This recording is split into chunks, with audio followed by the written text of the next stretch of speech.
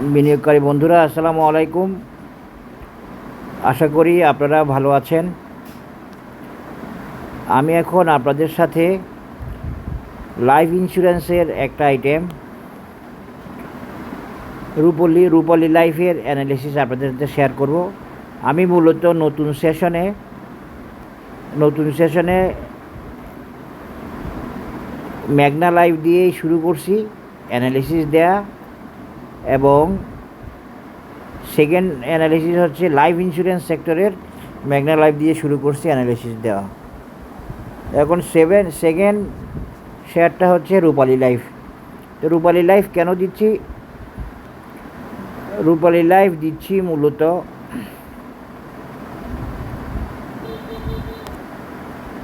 আপনাদের রিকোয়েস্ট আসছে কয়েকবার করে রূপালী লাইফের আগে, এই জন্যই দিচ্ছি। আসেন এখন রূপালী লাইফের অ্যানালিসিসে চলে যায়। যারা রূপালী লাইফ হোল্ড করছেন এবং যারা নিতে চাইতেছেন, বেসিক্যালি আমার অ্যানালিসিস তাদের জন্য।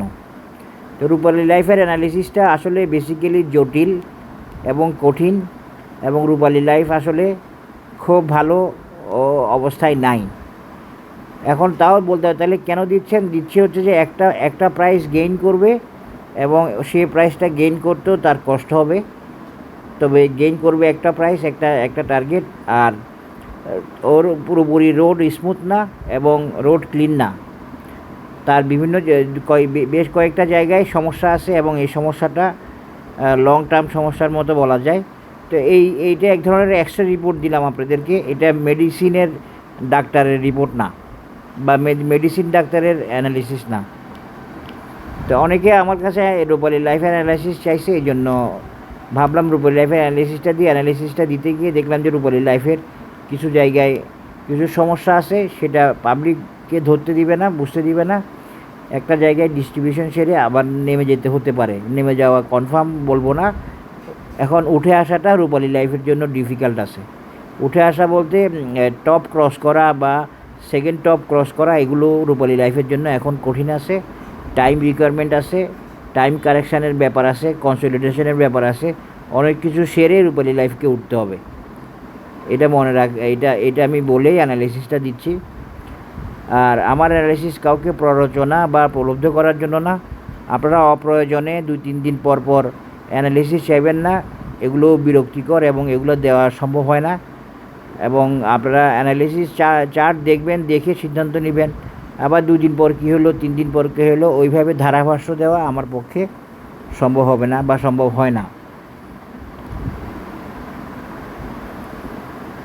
আমার মতো করে চার্ট দিয়ে, প্যাটার্ন দিয়ে, পজিশন দিয়ে, রেজিস্ট্যান্স, সাপোর্ট, টার্গেট ইত্যাদি দেখানো ভিডিও আপনারা আশা করি খুব একটা পাবেন না, এবং পান না। আমি দেখছি ইউটিউবে, এই জন্য বললাম। আসেন এখন আমার অ্যানালিসিস ভালো লাগলে আপনারা সাবস্ক্রাইব করবেন আশা করি। এখন রূপালী লাইফের বর্তমান অবস্থাটা ভালো দেখা যাচ্ছে।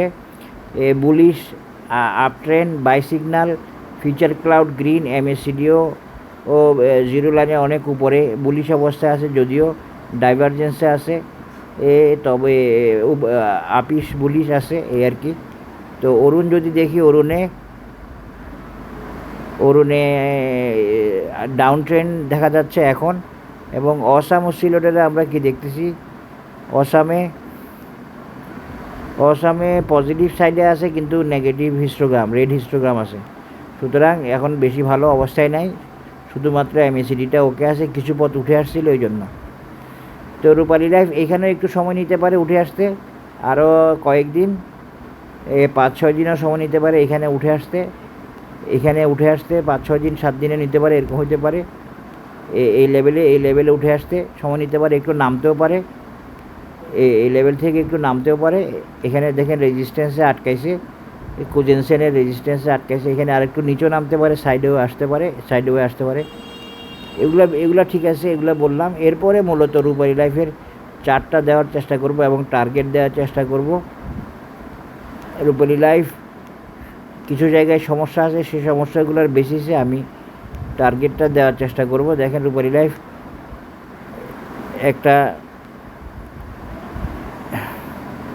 ডায়াগোনাল রেজিস্ট্যান্সে আছে, এই রেজিস্ট্যান্সটা রূপালী লাইফের ভ্যালিড আছে বা ভ্যালিড থাকবে। এটা পার হওয়ার পরে রূপালী লাইফসের নতুন অ্যানালাইসিস দিব। আগে এটা পার হইতে হবে রূপালী লাইফকে। এটা পার হওয়া রূপালী লাইফের জন্য একটু কঠিন আছে, খুব বেশি সহজ না, বা এটা পার এখন হয়তো হইতে পারবে না, এই জন্য এটা দিচ্ছি আগে। এই অ্যানালিসিসটা পার হইতে পারলে, এই রেজিস্ট্যান্সটা পার হইতে পারলে রূপালী লাইফের নেক্সট অ্যানালিসিস দিব। অনেকে অনেক রকম বলবে, আমি বিভিন্ন কারণে এটাকে একটা শক্ত রেজিস্ট্যান্স হিসেবে দেখতেছি। এই রেজিস্ট্যান্সটা রূপালী লাইফের পার হইতে হবে। এই সেটা কত হইতে পারে, সেটা আগের টপ হইতে পারে এই আর কি, বা আর একটু উপরে হইতে পারে, সে আগের টপ হইতে পারে।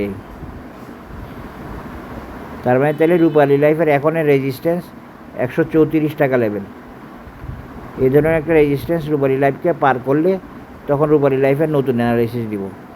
এটা নিয়ে আমি একটু মান্থলিতে গিয়ে দেখি।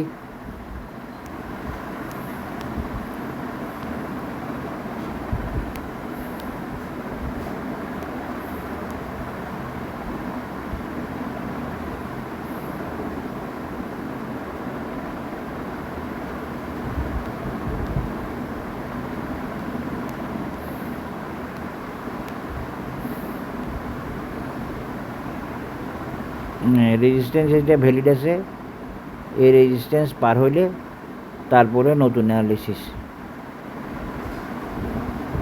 আমি মান্থলিতে আসছি টেকনিক্যাল কারণে, একটু ক্লিয়ারলি দেখার জন্য, বোঝার জন্য।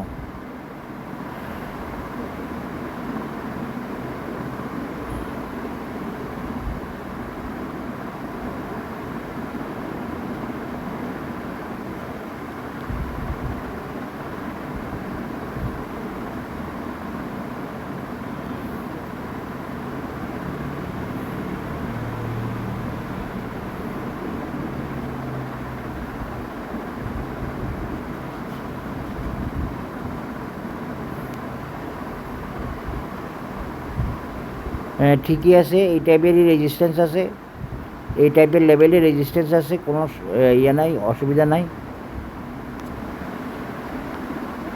এটা আমার অ্যানালিসিসের রূপালী লাইফের রেজিস্ট্যান্স বা টার্গেট লেভেল। আমি এখন এর বেশি আর দিতে পারতেছি না টেকনিক্যাল কারণে, টেকনিক্যাল বার্ডেন থেকে।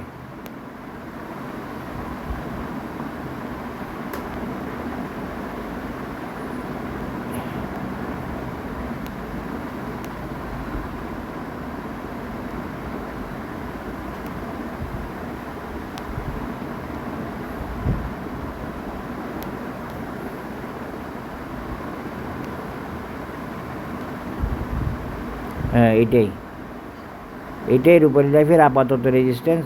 এটা পার হওয়ার পরে গিয়ে দেখা যাবে কি হয় না হয়। এর বাইরে আমি এখন আর যেতে পারতেছি না। এই 134 বা 135 এই লেভেলটা, বা 130 এই লেভেলটা একটা ভাইটাল রেজিস্ট্যান্স, বা 134 এটা হলো রূপালী লাইফের টেকনিক্যাল অ্যানালাইসিস। এর বাইরে এখন আর আমার কাছে, আমি আর অন্য কোনো অ্যানালিসিস দিতে পারবো না রূপালী লাইফ।